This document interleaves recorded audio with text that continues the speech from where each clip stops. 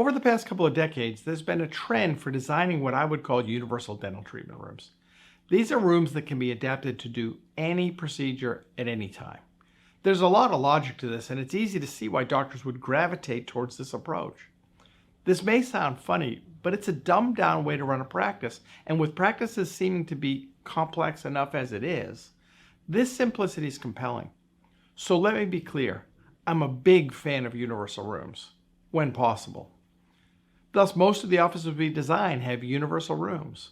But before you jump in this direction, let me point out a few disadvantages of universal rooms and mention a few of the significant advantages for other alternatives, some of which may be right for you. Let's attack the entire concept of a universal room for a minute. The ideal car isn't a universal car. That'd be called a minivan. You might have one, but I'm betting it's not your performance dream. It does everything, but not all things best. But here are some of the advantages to universal rooms. They're easier to schedule to. You can, at least in theory, put any patient in any room at any time. We'll get to this a little bit later. And they're easy to restock. If they're all built the same, they should be easy to stock. If the dentist gets behind, it's possible to grab one of the rooms used by hygiene to stay on track with casework.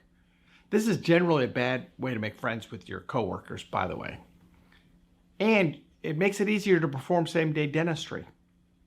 Here are some of the disadvantages and realities of universal rooms. Universal rooms that are used for hygiene don't get stocked universally. They should, they don't. Great scheduling should be a foundational principle of your practice success. You shouldn't have all that much need for same-day dentistry unless you have a doctor-patient cancellation, in which case you have a doctor room available.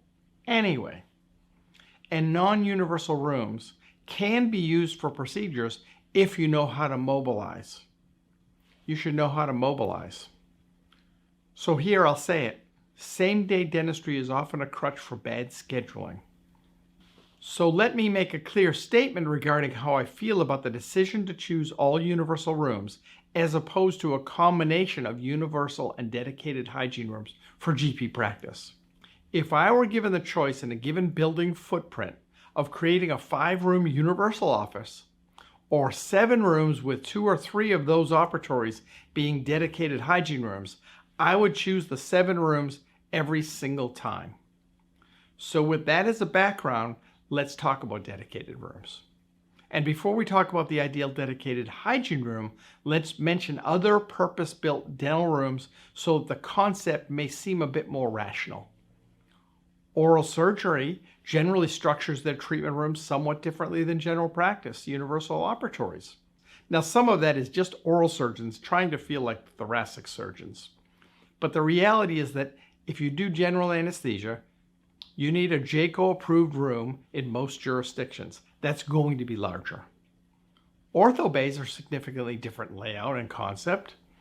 By the way, most of that design tradition is also obsolete. We have a better way to do that. But it's still not the same as a general practice universal room. If you're an orthodontist watching this video and planning a new office, reach out to us. We have a couple of amazing new ways for you to outfit for your future that will save a tremendous amount of labor. But I digress. Orthodontic and pedodontic consultation rooms are an interesting hybrid treatment room and design.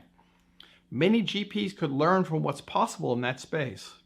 So it's not as if this entire concept of non-universal rooms is so thoroughly implausible as you can see.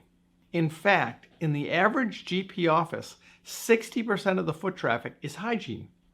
So the thought of dedicating, say, 40% of the chairs in your office to this volume of the business activity is absolutely reasonable.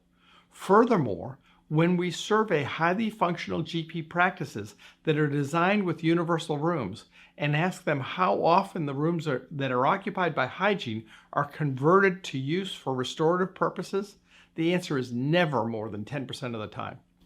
So that begs the question, can we design a dedicated hygiene room for operative procedures for that rare situation where we are doing operative or surgical dentistry in those rooms? The answer to that is a resounding yes. And in fact, we do this every day.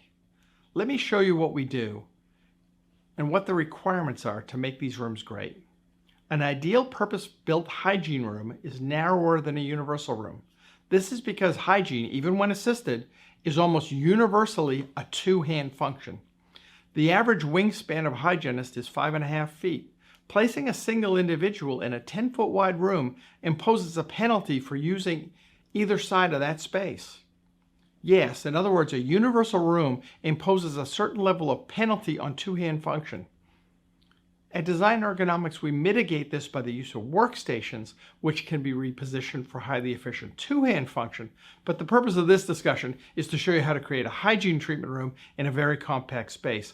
And the truth is, it's very practical to do that in a smaller room.